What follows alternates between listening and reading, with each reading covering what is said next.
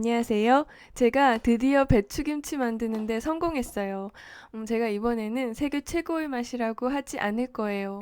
왜냐면은 여러분 어머니들의 김치 맛이 세계 최고거든요. 그래서 김치에 대해서는 기대치가 굉장히 높으실 텐데요. 제가 만드는 김치는 실패는 하지 않아요. 그리고 최소의 재료만 넣고 배추의 맛을 최대로 끌어냈어요. 그리고 짜지 않아요. 제 생각에는 꽤나 신선한 맛이라서 시청자 여러분들이랑 공유하고 싶었어요. 제가 깍두기를 여름에 성공했었는데요. 그 이후로 여태까지 쉬지 않고 계속 김치를 만들어 왔었어요. 근데 계속 실패했어요. 방송이나 인터넷에서 유명한 레시피를 그대로 따라했었는데요.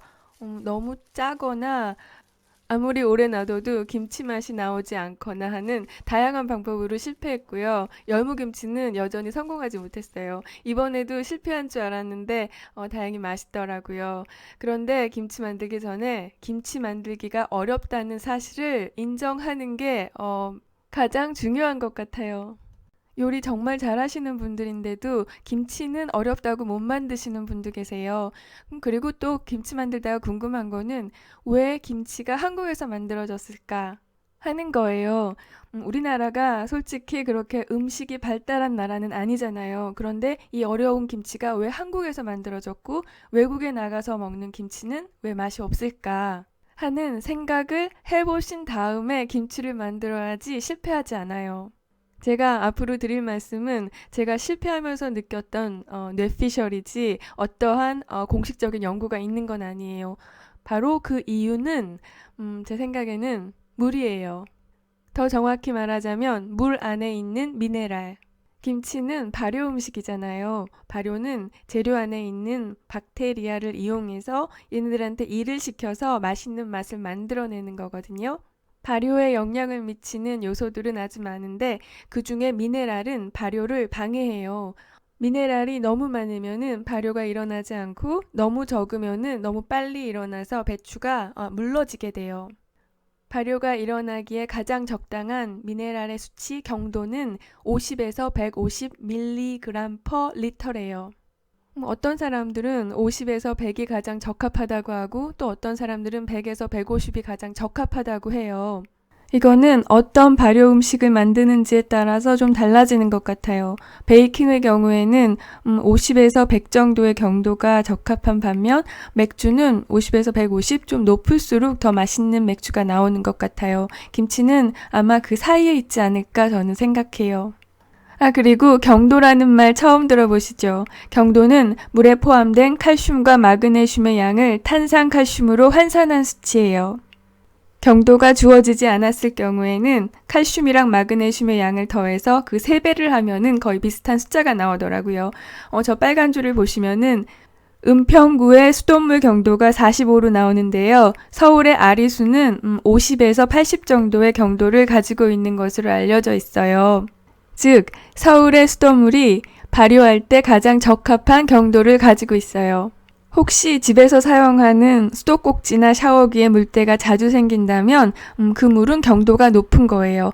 어쨌든 김치 담글 때는 수돗물 사용하세요. 정수기물 사용하지 마세요. 그리고 생수 중에서 평창수를 보시면은 경도가 좀 높은데요. 강원도 물이잖아요. 강원도는 아무래도 광산물이 많다 보니까 경도가 좀 높은 것 같아요.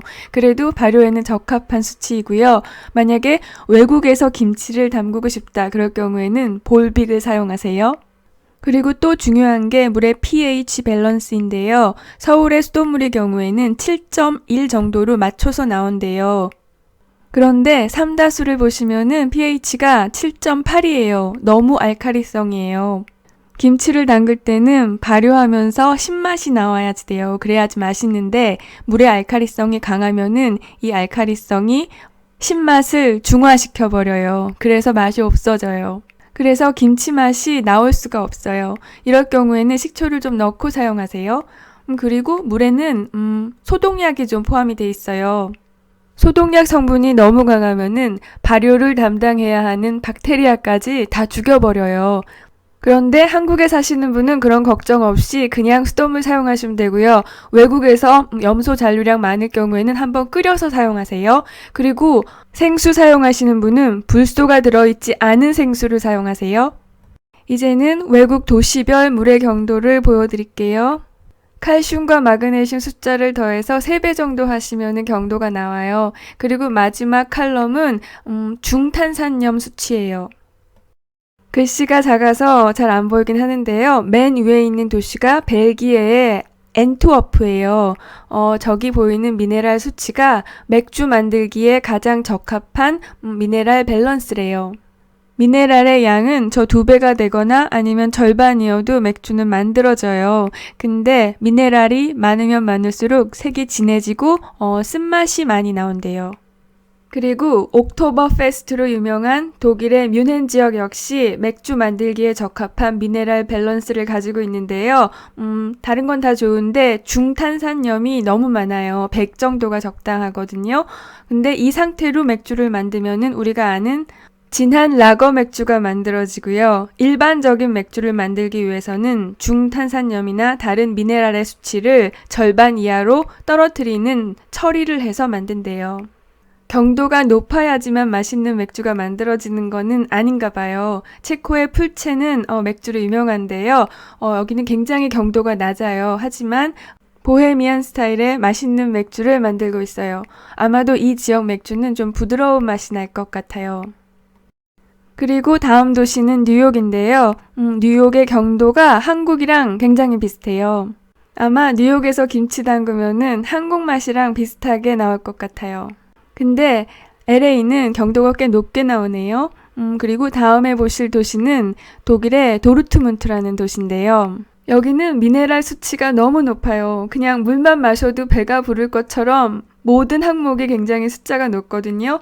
이 지역에서 이 상태로 맥주를 만들면은 굉장히 쓴맛이 나온대요. 그래서 이 지역에서도 물에 화학적 처리를 해서 미네랄 수치를 확 떨어뜨린 다음에 맥주를 만든대요.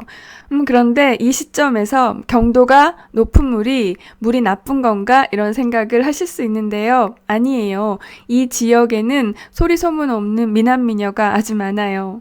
그 물이 나쁜 거 아니에요. 특히 남자분들이 좋아하는 스타일의 미남이 많아요. 그리고 배우 원빈도 강원도 출신인데요. 강원도가 서울보다 경도가 좀 높잖아요. 강원도 가서 세수한다고 저렇게 생겨지는 거 아니에요. 이제 다시 한국으로 돌아와서 다른 지방의 경도를 볼게요. 청주나 성남 같은 경우에는 60에서 70 정도 나오는 것 같아요. 그런데 밀양, 경상남도에 있는 밀양의 경우에는 아주 경도가 낮아요. 20 정도인 것 같아요.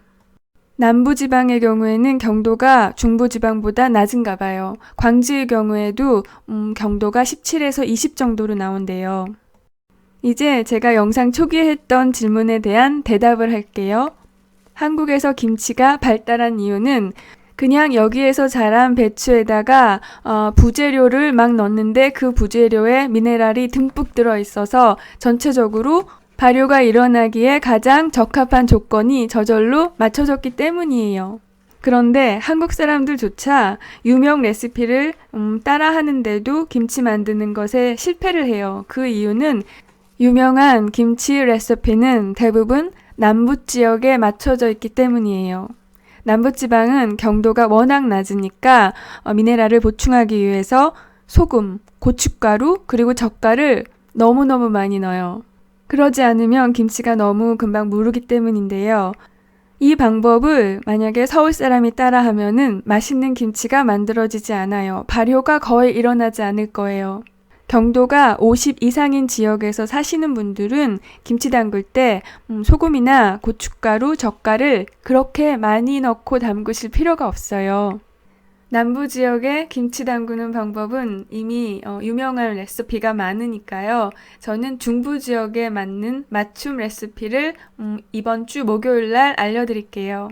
저는 기본 레시피를 보여드리고 미네랄이 아주 적은 지역, 아주 많은 지역에 계시는 분들이 어떻게 조정할 수 있는지 그 방법도 알려드릴게요. 오늘 영상 마음에 드셨으면 좋아요와 공유 많이 해주세요. 그리고 댓글도 많이 남겨주세요. 그리고 저는 계속 해퍼질게요. 여러분 사랑해요. 오늘도 봐주셔서 감사합니다. 안녕히 계세요.